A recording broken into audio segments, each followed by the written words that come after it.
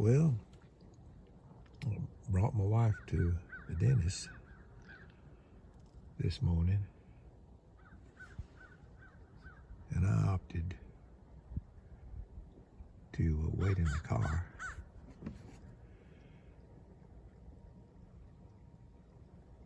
And watch the river flow by down here in Alabama.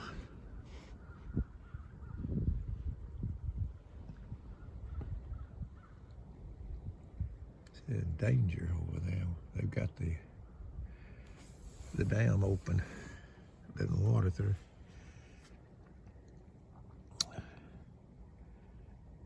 Anyway, peace and love from this old boy down here in Alabama that never grew up.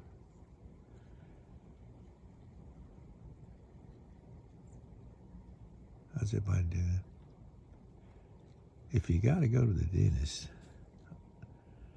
I don't know if you could ever find a better place to put a dentist office than right here. They got a big picture window and the chairs looking out at the river. It kind of gets your mind off what they're fixing to do, you know.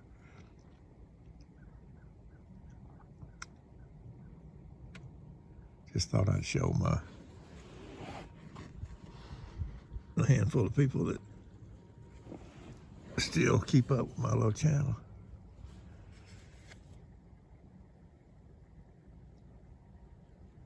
What I'm doing today.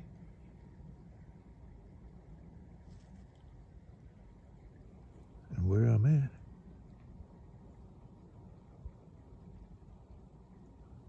Watching the river flow.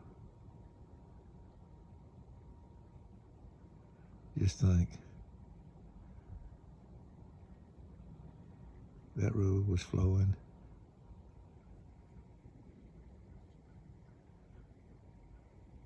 back before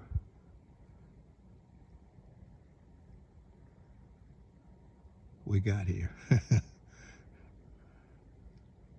Man set foot on this continent.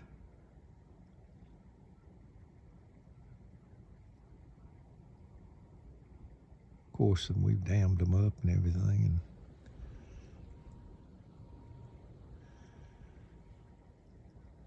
and man has dammed them up.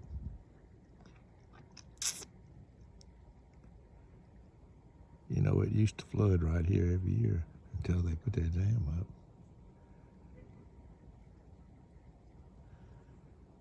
All out in here where that grass is, it'd be water. But they've learned how to somewhat control, you know, nature.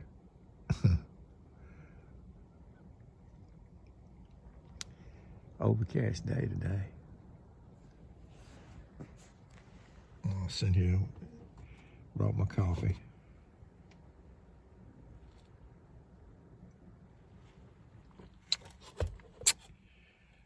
Hoping that I can think of something to share with my viewers that is spontaneous, you know, not contrived.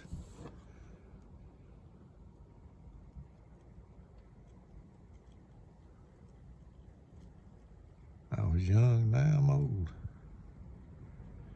says David in the Psalms. Yet have I not seen the righteous forsaken, nor his seed begging bread.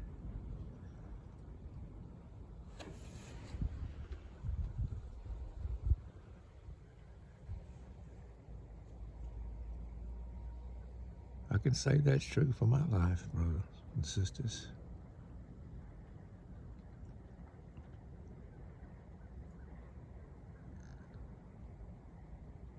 I came real close one time begging bread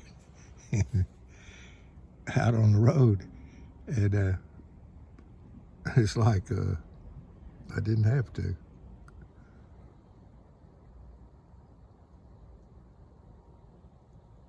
Well, he never leaves us, nor does he forsake us. The one who holds all power in heaven and in earth. never leaves his beloved children.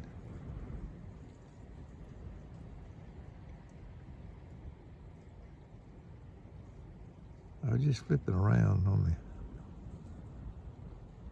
the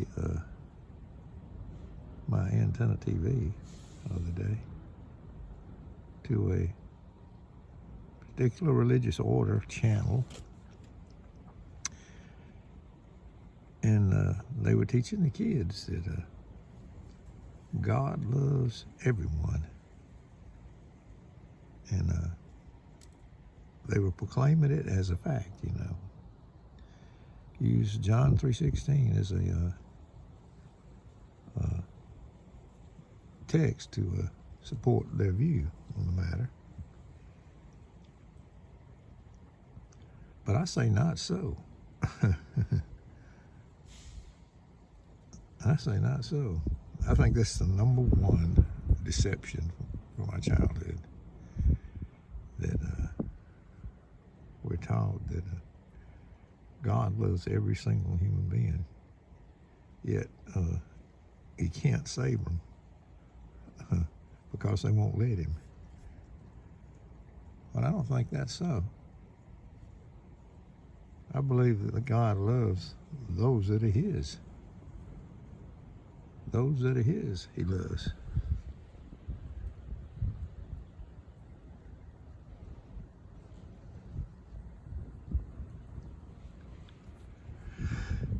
And he chastens those whom he loves, which tells me, and it should tell the average child of grace out there that uses their reasoning, that there's some that it does not love. That makes the scripture fit.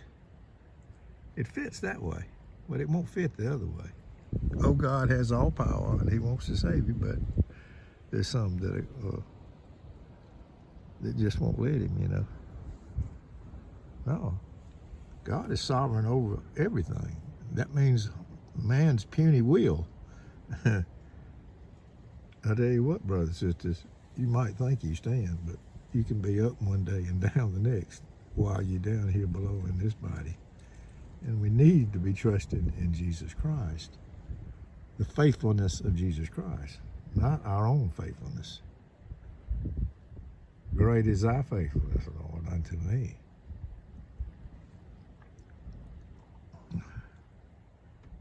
That's where I find solace.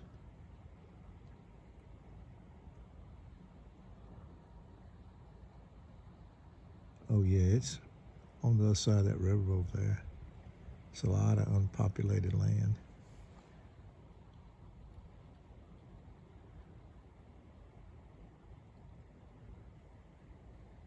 You can wander over there. We used to just go walking over there in those woods, when we were young. It's a wonder we're still alive.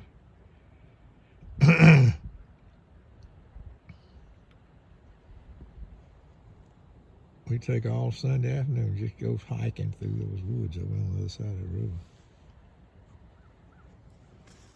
Me and a friend of mine and I.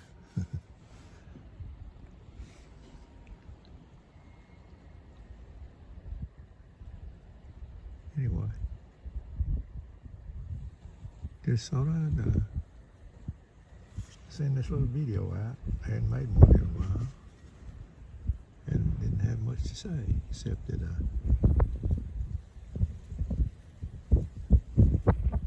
God has the people that he loves, and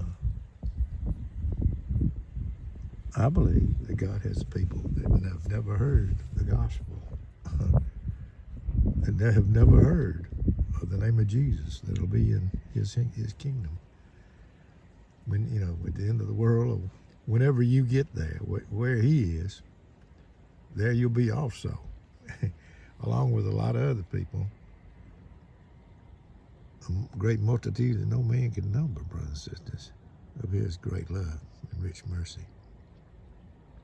It's according to his mercy. See, it's not according to how much you believe, how much you move the belief needle on that belief gauge. It's not according to all that, my sister.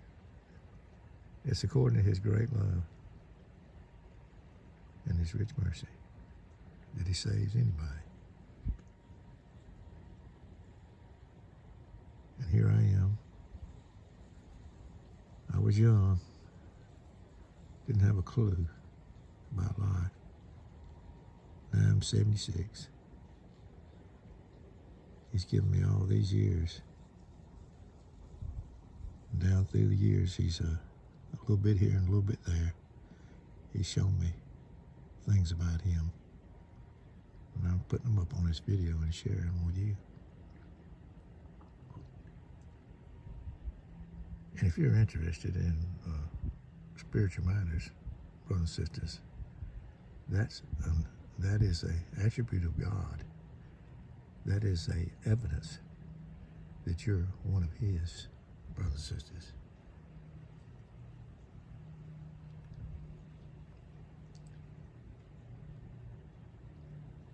People in the Old Testament, they were looking forward. They didn't know all the information we know now about Jesus. But nonetheless, I believe, in my view, down here in Alabama, my personal point of view is that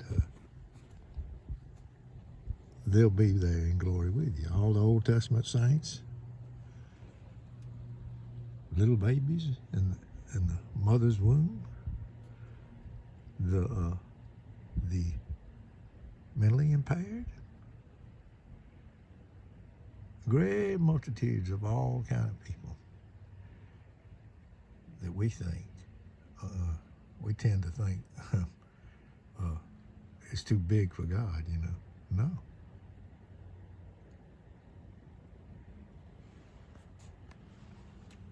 Was it, it was John, yeah, that saw a great multitude that no man could number. Who were those people? How'd they get there? Oh, in the book of the Revelation. How'd they get there?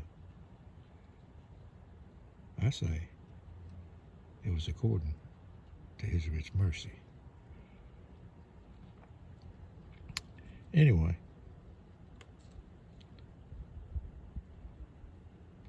I'll get out of here, man. Running out of what the things to say. Except, oh, what a beautiful, even in an overcast day, everything is beautiful in its own way. Especially watching this old road flow by.